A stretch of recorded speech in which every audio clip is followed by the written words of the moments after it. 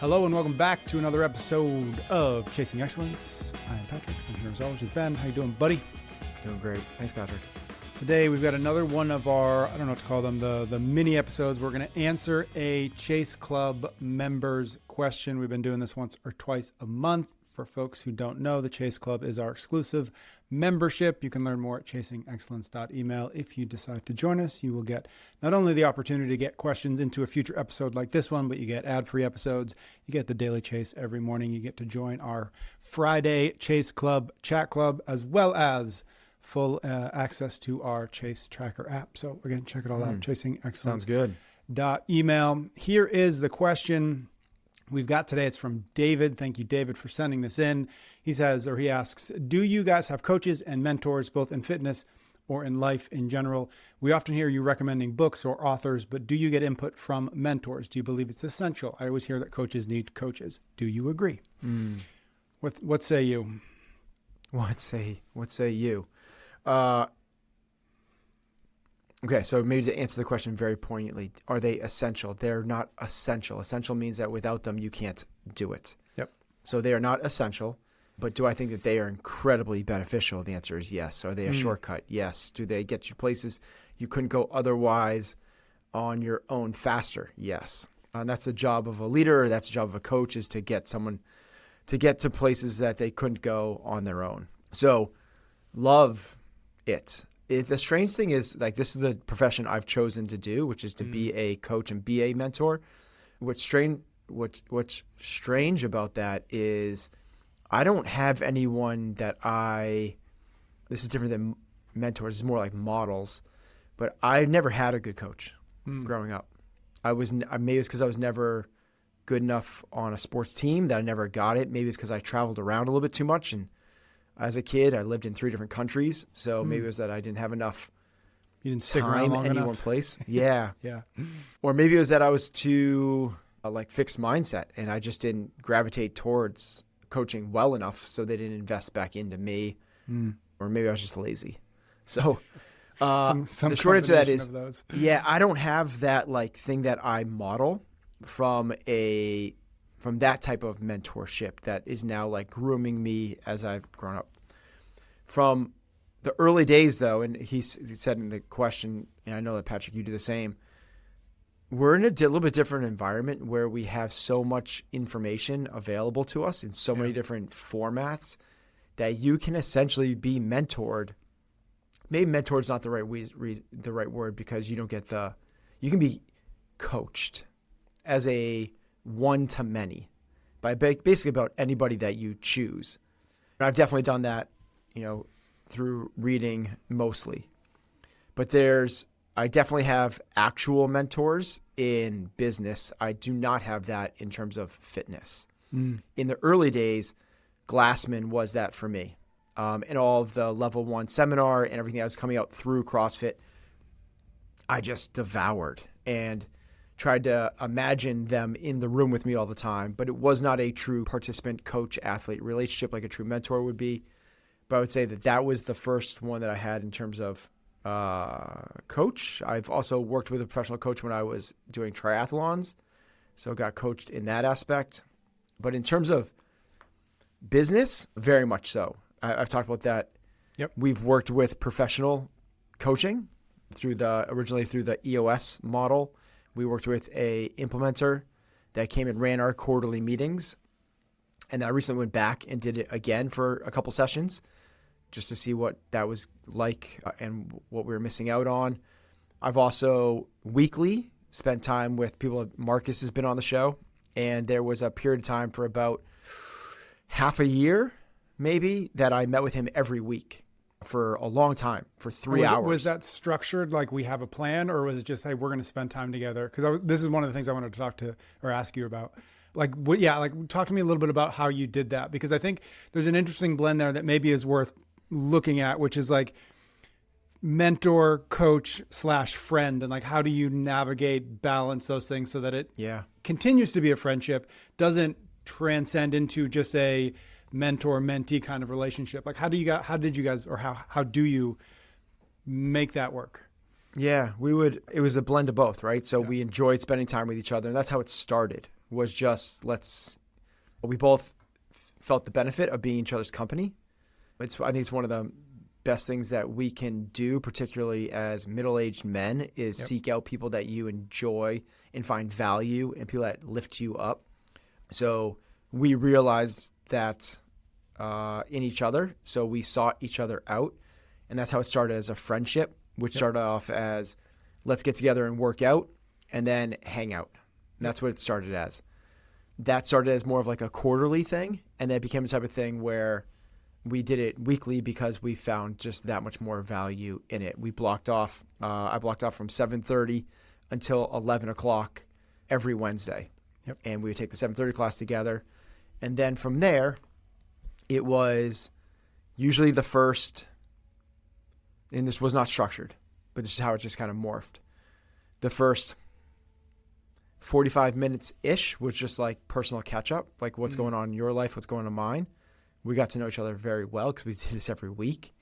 And then it would then it would kind of morph into talking about where I was in the comp train business, and it was a true like mentor-mentee role at that point, because he was also trying to create a system, a structure. So he was getting benefit because he wanted to use me as the beta for what he could then bring to other people. Interesting. He basically calls it like tens to hundreds to thousands to millions. Like, how do you actually scale? And for where this is business focused. Focused. Think about that when you said, got it. So we would talk a lot about the comp train and what comp train was and what we should be focusing on as someone that's trying to go from, the thousands up. So how do we actually do that? And he's done it at such a bigger scale that I have, and he's so much. As a reminder for folks, he's the co-founder of Noble, who we're talking about. Yeah, that's right. Yeah. And co-founder of Noble, but also has had that his success with Noble was not a mistake. Yeah, correct. He didn't stumble his way into that. Yeah, worked at MIT, in the entrepreneurship. He worked as a sort of a venture type based company where they would invest in other ones. He also spent years during Reebok's kind of rise when they did a phenomenal job. He was essentially kind of global marketing for Reebok. So he has he knows what he's doing, which I do not, in terms of like, we all are trying to figure out as we go, but some people have figured out more. So that's certainly one that I've leaned into a lot. So grateful for that. The business actual literally structured coaching, which we've done, which also coincides with like, you can reach out in calls in between. So I had that as a mentor. And then I would call my relationship with one of my best friends, Derek, as sort of both a business, but also as a life. We share a lot of what we call sort of this, we just call it tracking. And we've talked about it here. But it's basically, we share each other's, what we're trying to do in terms of vision, mission, purpose of our lives. And what are we trying to accomplish in our 1 year, 3 year goals, and then what are we focused on this quarter, and what are we tracking? And so we get to tracking along the way. And it's the same type of thing where we usually get together and we try, this doesn't actually work out as well, but monthly we get together for a few hours to kind of catch up on this stuff.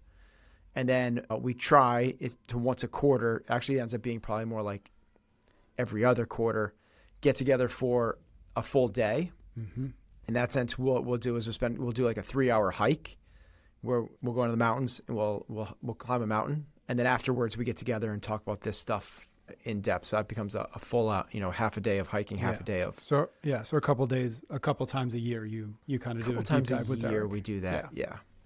Really cool. Yeah. So that's kind of what I thought we might get into, which is a little bit of this like blending between coaches and friends and like how you make that work, because I'm similar to you, I guess, in some degrees in terms of like not having formal coaches. And it is something that I've thought about personally, and I struggle with it being on the receiving end of that sort of relationship. I'm really good, like you, like there's a reason the show is what it is. Like when in most of my relationships in my life, I tend to be the one listening and asking questions and where I can giving advice, whether that's health, business, life, whatever. And I'm really comfortable in that role almost. And thinking about this question and thinking about David's question, I started thinking about, well, I wonder if I'm partly good at and comfortable in that role because I'm not good at and not comfortable in the inverse, in the person who's asking for help and the person who's saying, I haven't figured this out yet, or I'm struggling with this. And I do think that is probably true for me. And so I guess a question, which is like, how do you think about your role in asking for help as well as providing help when people ask for it? Like, how do you balance those things? Because I don't feel like I balance them well. I default to the role that I'm comfortable with, and I think to my own detriment. So I'm curious, maybe I'm just asking for advice. Like, how do you switch that around and turn that part of your brain off and turn the other part of your brain on to be receptive instead of, giving? Any relationship has to be reciprocal, right? So if you're going to get value, you have to give value. And I find this, there's been plenty of times where people have reached out to me and said, will you mentor me? Yeah. And the answer is no. Like, I don't have the time to just kind of give in that sense. I choose to do it in other ways, which I do mentor select people. And we've talked about this before, but I just got back last week from being out and visiting the prisoners that I mentor. I was actually lucky enough to present to 800 of them. Oh, wow. I have a tight group of people that I work with across about 4 different prisons, but was able to present as part of a leadership summit to a whole bunch of them. So I do mentor them but I get something in return for that. It is so fulfilling for me to see these people changing and what these people are doing. And I get as much out of that. And this is, but in the other sense, so let's talk about the 3 relationships that I just discussed, which was business coach, Marcus, and Derek. The reciprocal I do with the business coach is I pay them money. Yes. Yep. It is. It's a very professional thing, and that's the exchange of values. Yep. You're going to give me this advice, and I'm going to give you money. Very straightforward, very transactional. In terms of Derek and Marcus, in the Marcus sense, Marcus leans on me as he's so curious and so interested in 2 things. One, in health and fitness. Yep. So I am his health and fitness mentor. So it becomes reciprocal. Yep. He asks me questions about health and fitness. I ask him questions about business. Then we work as a equal thought partner in how to live better, more meaningful lives. How to get closer to the essence of our soul. So that works really, really well because there is this trade of value back and forth. We are essentially equals, just experts in different domains. Mm-hmm. That's the same relationship I essentially have with Derek, but Derek's a little bit different where he has more, you call it like potentially professional success. Like he's run a bigger business than I have. So I kind of lean into him in some of those categories. But I think that I've cultivated a little bit more of a culture and a stronger team environment. So there's that reciprocal is like, I'm the culture guy when it comes to business. He's the operational excellence side of things. So we pass and forth, and we have very, very similar business models. He's a wealth management, and I run a gym. Essentially, it's the same type of business in terms of the way that you work with clients. Yeah, oddly enough, but it really is. Yeah. And then we are, again, thought partners back and forth in terms of so kind of equal peers in terms of how to live a life in alignment with our true values. Yeah. So it really comes down to, to get back to the essence of the question, the way you get there is you feel like both parties are contributing. Mm-hmm. So if you have it's kind of like therapy, right? Yep. In therapy, you go to therapy, but you pay the therapist. The therapist isn't getting anything out of that. So there's lots of value for you and there's lots of value for them. Therapy works great in that sense. If there's not going to be exchange of value for true mentorship, there has to be something else. And this is where, I didn't get this, but like if you're asking for mentorship from, this Warren Buffett, before he was Warren Buffett, reached out to Benjamin Graham, who was one of the lead investors at the time. Mm-hmm. and asked him to mentor him. And he said, in exchange, I will work for you for free. And Benjamin Graham's response was, "You're overpriced." Because he knew that like there's so much that you have to do to pour into a mentee.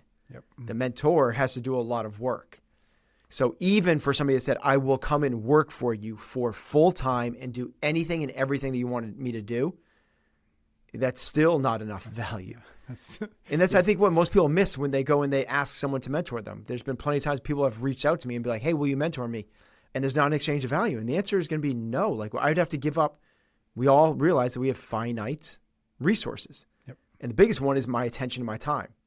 So that means I'm going to be taking something away where I'm already trying to like optimize every moment that I have of my life to invest into said stranger or not. Or like somebody that like was a former intern that now is leaving is like, "Hey, now will you mentor me as I go through my career path?" And we have to go with equal exchanges of value. Mm-hmm. So what if we're going to reach out to a mentor, what are we going to give them in return? This episode is sponsored by BetterHelp. May is Mental Health Awareness Month, a genuine invitation to pause and ask, how am I actually doing right now? Because here is the thing most of us do not say out loud. There are things that are keeping us up at night, things we carry quietly, trying to figure out all by ourselves. And while that instinct is, of course, understandable, it's not always useful. No one has all the answers all by themselves. Having someone truly with you, someone trained to listen without judgment, to help you see what you can't see from the inside of all of it, that changes everything. BetterHelp makes it genuinely easy to find that person. It's a short questionnaire, a therapist match built around your needs, and 12 years of experience all behind that process. Over 30,000 licensed therapists with more than 6 million people served. You do not have to be on this journey all by yourself. Find support. Have someone with you in therapy. Sign up. Get 10% off at betterhelp.com/excellence. That's BetterHelp, HELP.com/excellence. We are brought to you this time around by Element. That's LMNT, the letters. Ben is going to love this one. In a recent episode, he admitted caffeine is one of his biggest vices, that he has a love-hate relationship with it and hates having anything that he feels like he doesn't have control over. And honestly, most of us know exactly what he's talking about. We reach for the caffeine when we're tired. It works for a while, and then the crash comes harder than we wish. Here's the thing, though. Caffeine doesn't actually give us energy. It mutes the signal that tells us that we're tired. When it wears off, all that fatigue comes back at once. Element's new lemonade iced tea is built differently. It uses a full black tea extract, not isolated caffeine, bundled with L-theanine and polyphenols the way they exist in nature. That's what gives you a noticeably steadier feeling, less spike, less drop. Plus, the same electrolyte formula that you and I love and we've been taking for years. Sodium, potassium, and magnesium with no sugar, no food dyes. Get a free 8-count sample pack with any of your purchases at drinkelement.com/excellence. That's drinklmnt.com/excellence. I think maybe the last thing worth talking about here, when just thinking about coaches and mentors, is the value of getting out of your own head to see what you don't see, to gain experience that you can't or you haven't yet had yourself.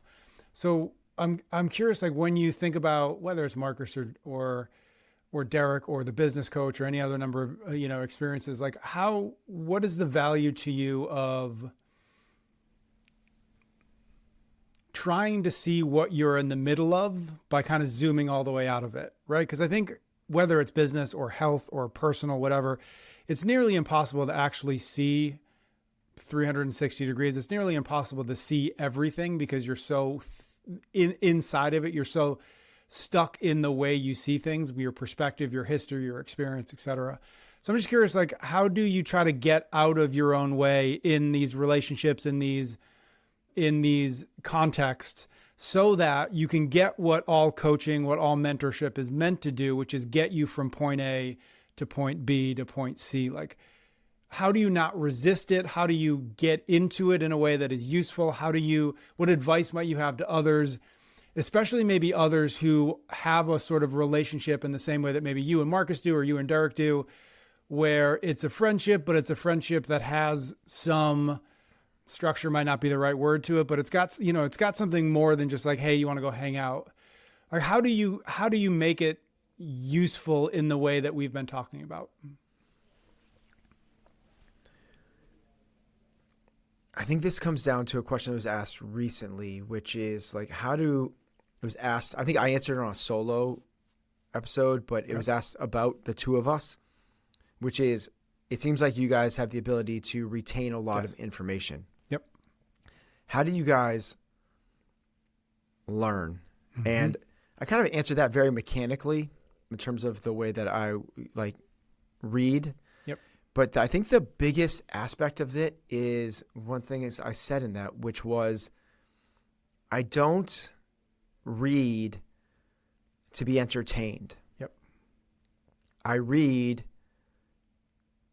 to see if there's a thing that I can do to improve something. Yep.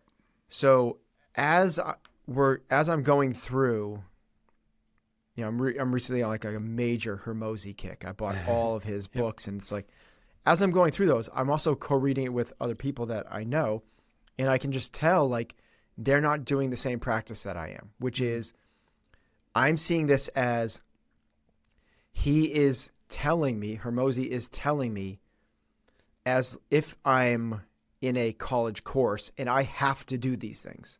Not like, well, here's the reasons that this won't work in my business. Or just reading it just to kind of like, oh, this is a really cool thing. Oh, this is cool. And then reading it to be entertained and get to the end of the book and have the dopamine response of like, I finish things, I do things, and all of that. It truly is this section. What would it look like if we were to do this in our business? What would need to change? Who do I need to talk to? What is the messaging that would need to go out? How is this going to be responded to by the membership? What does this do to change the financials? What does this do to change the operating system? What does this do to change the roles and responsibilities of our coaches? Does this require a new hire? Who might that be? Where will we get that person? Like, I'm trying to like literally like not just kind of like walk through it, like detail mind map each point he brings up. So I'm literally like exploring it, not literally. I am exploring it as much as I possibly can mentally and rehearsing it and trying to bring it to life as much as possible. And I think this is the benefit I've had of like when I'm interested in things. When I'm interested in things, this is just the way my brain works. So when I read something about, I read Outlive and the stats that come up through the studies that are referenced are so meaningful and interesting to me that I try to figure out like how might that change our programming and how might I present this to my class and what maybe social media posts could we do about this and how might this change the way that I actually navigate my own health, fitness, and trajectory. So it's this really big internalization, massive curiosity, and exploration about how can each of these things affect. And that's the approach that I would bring to every conversation I have with any one of these mentors. Mentorship. I am the mentee, and everything that you say to me, the reason I'm in this relationship is because I know you've fought more of these battles than I have. Like imagine like a soldier that has yet to go into battle, talking to somebody that has been through dozens and dozens and dozens of battles. Like, dude, just tell me. And this is what's so beneficial for particularly like the business coach. He has run literally, this is no exaggeration, but like literally thousands and thousands and thousands of quarterly meetings. So he just sees he has more connective tissue than I do, where he can just see this is going to lead to this, and the shortcut to get there is this, where it takes me a lot longer to do that. So when he presents something, it's like, I'm just so open and receptive. Now there's times where he pushes on actual business model or actual customer things or actual product stuff. That's where we can push back. But in terms of the way to structure OKRs this quarter versus last quarter, the way to navigate a tough conversation, the way to make decisions, like, oh my gosh, this guy's a stud. It's like, it's amazing. It's incredible to be in that environment. So it's very easy to allow myself to be the student in those environments because I know that they have way more understanding and can see things that I can't see. I think it's less about like zooming out with each other. That's more of like a thought experiment that you and I would do, like challenge each other. Like, well, what if we thought of this? And what if we thought of that? And have we thought of it from this perspective? They don't even need to do the zooming out things because they've been doing through it so much that it's just built in. Yeah. It's kind of like, the best coaches in a game can't tell you why or athletes can't tell you why they're making decisions. Right? They just intuitively, like, this is what Gretzky was the best at. Gretzky would go to where the puck was going to be. He wasn't the fastest. He wasn't the best stick handler, but he would be where the puck is going to go. That was his innate ability. And that's what these great mentors have, is an innate ability because of the hours and hours and hours that they've done. They can't even probably explain it. Yep. It's like me in a coaching environment down in the gym. Like, I can sense things because I've done it for 10,000 hours. I can sense things that a new coach can't sense. Yep. I can't tell you why. I don't have an ability to say that because of this, this, and this, but you just can feel it. When you're in the presence of that, it's awesome because it truly, the saying is like, smart people learn from other people's mistakes, or learn from their mistakes. Smart people learn from their mistakes. Like, the really, really smart people learn from other people's mistakes. So they've made so many more good and bad decisions that the actual what happens is the trust level goes up. Right? So you and I don't have that same level. If we were trying to navigate what's the right way to run a business, we wouldn't have that huge, massive trust in each other because we don't have the scars to prove it. Yep. So we just have to keep on asking ourselves questions and zooming out where they go, hey, I understand what you're saying, but I'm going to really strongly suggest we go in this direction. And you're like, yeah, got it. Yeah. I think the last thing, and I think it harkens back to what you were talking about with the reading and the learning and the mind mapping. I think the one thing that, again, just going back to David's question, is like the value of coaches or mentors, whether it's through a book, whether it's through a friend, whether it's through somebody you pay. I think my big takeaway from everything you just laid out was also not only the value of those relationships, but also the patience with exploring whatever you're getting back from that individual, whether it's a chapter of a book or whether it's a proper coaching session, but just the patience of connecting the dots with, okay, if I do that, then this might have to happen. And does that make sense? Or does that cause, does that break something else over here if I change that? And if so, who do I need to talk to? All, connecting all the dots instead of what I think is really common and easy to do, which is, please give me the answer. I'm going to go do that answer and hope it works, right? Or please give me the answer so that I can stop struggling with this thing, versus let me see what I do not see yet. Give me perspective. Give me your perspective, either through a good question or through your own experience. Let me see what I do not see yet, because ultimately that's, I think, what we're really aiming at, which is to see things more clearly than we would if we never say, hey, I need some help. If we never say, what do you think about this? If we never say, man, I'm really struggling with this thing.